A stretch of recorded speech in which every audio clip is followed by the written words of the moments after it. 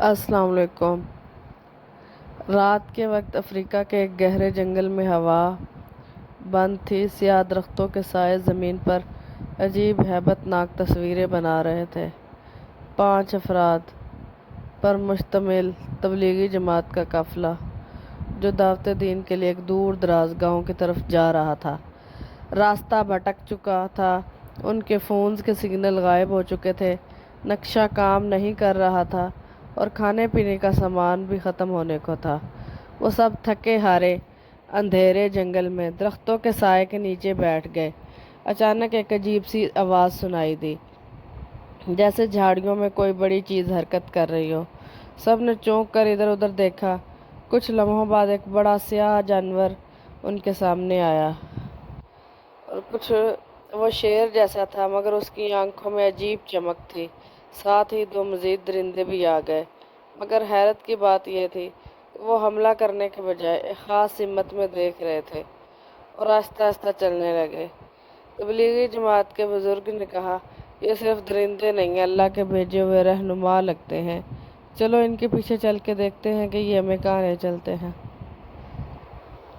بند کر بلند کی، سب نے تکبیر بلند کی، ہمت باندھ کر ان درندوں کے پیچھے چلنے لگے۔ دل خوف سے دھڑک رہے تھے، مگر زبان پر درود اور دل میں اللہ کا نام تھا۔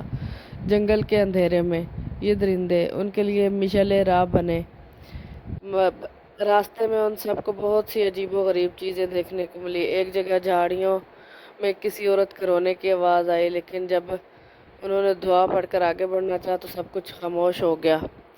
دوسری جگہ ایک درخت کے نیچے انسانی ڈھانچہ پڑا تھا، مگر جیسے ہی انہوں نے ایتل کرسی پڑھی تو وہ ہڈیوں کا ڈھیر بھی غائب ہو گیا۔ 2 گھنٹے تک مسلسل سفر کرنے کے بعد وہ درندے ایک چھوٹی سی ندی کے پاس رکے، پھر اندھیرے میں غائب ہو گئے۔ ندی کے پار روشنی نظر آئی، ایک گاؤں تھا۔ وہ لوگ فوراً اس طرف بڑھے۔ گاؤں والے انہیں دیکھ کر حیران رہ گئے، کیونکہ وہ علاقہ کسی کو زندہ باہر آنے نہیں دیتا تھا۔ تبلیغی جماعت کے بزرگ نے گاؤں والوں کو پورا واقعہ سنایا۔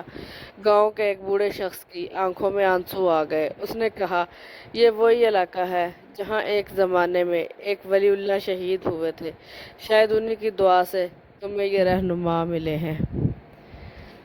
یہ کہانی اس بات کی دلیل ہے کہ جب انسان اخلاص سے اللہ کے دین کی خدمت کرے تو خود جنگل کے درندے بھی اس کے رہنما بن جاتے ہیں۔